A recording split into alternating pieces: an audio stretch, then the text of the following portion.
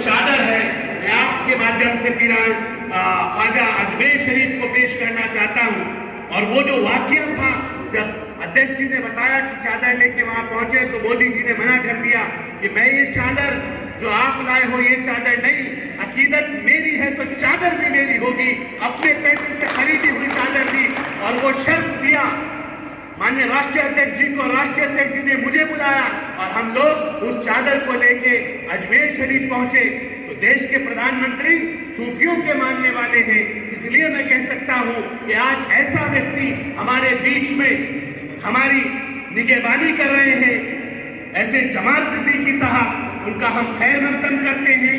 और यहाँ इस सरजमीन साबिर पाक से मैं एक स्लोगन दूंगा कि अगर कोई है आज के हालात में जो हमारी बात को बिना डरे बिना झुके मजबूती के साथ रख रहा है, वो शेरे हिंद जमाल सिद्दीकी है।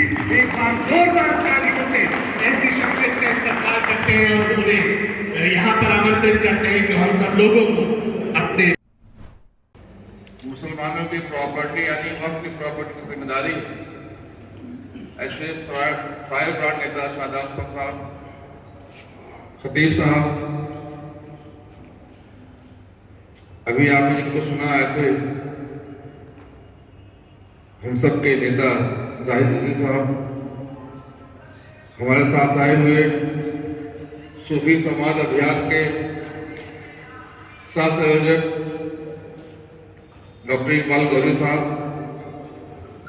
भारतीय जनता पार्टी राष्ट्रीय अल्पसंख्यक मोर्चा के कार्यकारिणी सदस्य डॉक्टर असलम साहब, ओबीसी मोर्चा के राष्ट्रीय कार्यकारिणी अध्यक्ष सदस्य मनीष साहब, मंच पर तशरीफ फरमा हमारे सभी मोहतरम हजरात, सामने बैठे हुए साथी, मैं आप सबका शुक्रिया अदा करता हूँ कि मैं तो हाजिरी देने आया था और आप सबसे मुलाकात भी हो गई। मैं इंतजार भाई का, खतीब साहब का जो हमारे चेयरमैन हैं कमेटी के, और शादाब भाई का शुक्रिया अदा करता हूं कि आप सबसे मिलने का मौका दिया। भारतीय जनता पार्टी अल्पसंख्यक मोर्चा के माध्यम से जो देश के हमारे अल्पसंख्यक भाई हैं, उसमें सबसे बड़ी संख्या जो मुस्लिम साथियों की है, भाइयों की है, उनको जोड़कर मुख्य धारा से जोड़ने का काम करेंगे। उसमें भी प्रधानमंत्री की चिंता थी कि हम दुआएं लेने तो सूफियों के पास जाते हैं, दरगाहों में जाते हैं, लेकिन वो किस हालत में है, उनकी परेशानी क्या है, उसकी भी हमें फिक्र करनी चाहिए। कई बार मीटिंगों में शादाब भाई प्रधानमंत्री जी ने कहा कि अगर मुल्क में कौमी एकजुटता को मजबूत करना है, अगर मुल्क को आतंकवाद से मुक्त करना है, तो सूफियों को जोड़ना पड़ेगा और कोई दूसरी ताकत नहीं है। उन्होंने बताया किस्सा कि भाई जब गुजरात का मुख्यमंत्री था तो दरगाह है वहां पर, मैं उसमें वहां जाकर रात भर बैठकर कव्वाली सुनता था, उसका रिवोल्यूशन करा कर दिया। और एक जो लगाव है सूफिज्म से, सूफी संतों से, वो बहुत अलग है। जैसा शादाब भाई ने बताया कि कोई ऐसा मौका नहीं होगा कि जहां पर वो सूफियों से जुड़ने की कोशिश ना करें। अभी मौलाना जाहिद साहब ने बताया कि एक वर्ल्ड सूफी कॉन्फ्रेंस भी प्रधानमंत्री जी ने कराया था, दुनिया के सभी सूफियों को बुलाया था। प्रधानमंत्री जी की ख्वाहिश पर हम सब ने कोशिश किया है कि एक सूफी संवाद अभियान शुरू करेंगे। उसमें जो देश भर के हमारे सूफी संत हैं, जो दरगाहों के सजादनशीन हैं, जो मस्जिद कमेटी के लोग हैं, जो ईदगाह कमेटी के लोग हैं, उनको हम जोड़ेंगे। उनको जोड़कर हम उनकी समस्याओं को, उनकी परेशानियों को, उनकी सोच को, मुल्क में किस तरह काम होना चाहिए और किस बात को किस तरह जो है आगे बढ़ाना चाहिए, उनकी आवाज़ को प्रधानमंत्री तक पहुंचाने का काम करेंगे।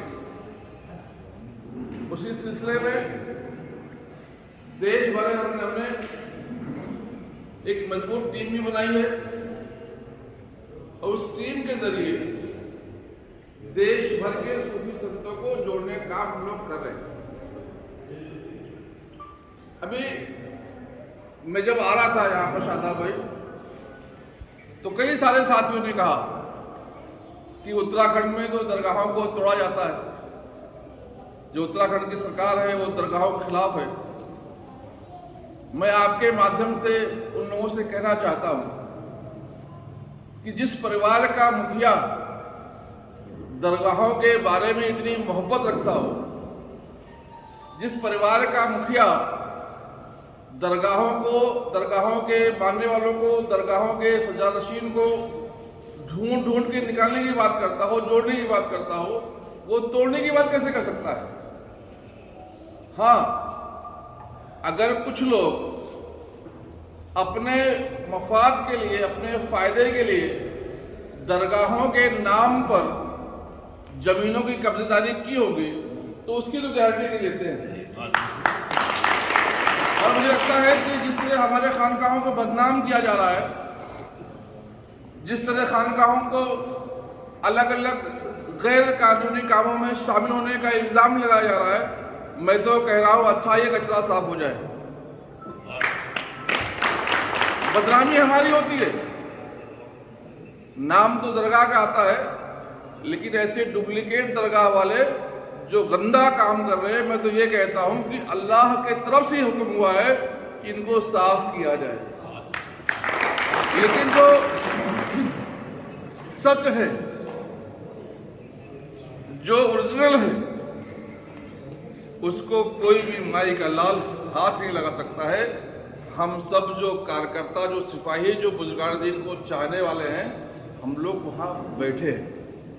और मैं शादाब साहब को मुबारकबाद देता हूँ कि उन्होंने कहा है कि जो अधिकारी किसी दरगाह को जो लीगल है उसको छेड़ने का काम किया होगा तो शादाब भाई की कमेटी, वक्फ बोर्ड उसको छोड़ने का काम नहीं करेगी, उसको सजा दिलाएगी। मैं आपको मुबारकबाद देता हूँ क्योंकि भारतीय जनता पार्टी की सरकार धर्म में आस्था रखने वाली सरकार है। भारतीय जनता पार्टी की सरकार दरगाहों को मानने वाली सरकार है। भारतीय जनता पार्टी की सरकार, भारतीय जनता पार्टी के मुखिया और हमारे उत्तराखंड के मुखिया धामी साहब ने कसम खाई है कि सारे जो धर्म स्थान है उसका संरक्षण करेंगे, उसके लिए हम लोग काम कर रहे हैं।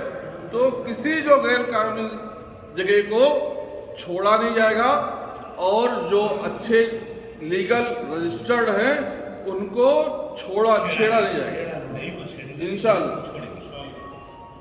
ये हो सकता है कि पुरानी दरगाहें हो, वक्फ बोर्ड में रजिस्टर्ड ना हो, क्योंकि हम लोग थोड़े लापरवाह भी होते हैं कागज के मामले में। जब तक कोई ये नहीं कहा कागज दिखाओ, तब तक कागज ढूंढते नहीं है। और सरकार ने तो वक्फ बोर्ड बनाया इसलिए कि जो हमारे खानका हैं, जो दरगाह हैं, जो मदरसे हैं, जो कमेटियां हैं, उसकी हिफाजत करना वक्फ बोर्ड की जिम्मेदारी है। और मुझे खुशी है कि उस कुर्सी पर एक हमारा ऐसा मुजाहिद भाई बैठा हुआ है, ऐसा शेर भाई बैठा हुआ है कि वो किसी से भी लड़ाई कर सकता है। मैं शादाब भाई के साथ कई जगहों पर काम करने का मौका पाया हूँ। शादाब भाई और मैं पश्चिम बंगाल में साथ साथ काम कर रहे थे। मैंने बहुत सारे राजनेताओं को देखा है कि जो अपने छोटे से मकसद के लिए कंप्रोमाइज़ कर लेते हैं, लेकिन शादाब भाई कंप्रोमाइज़ करने वाला नेता नहीं है।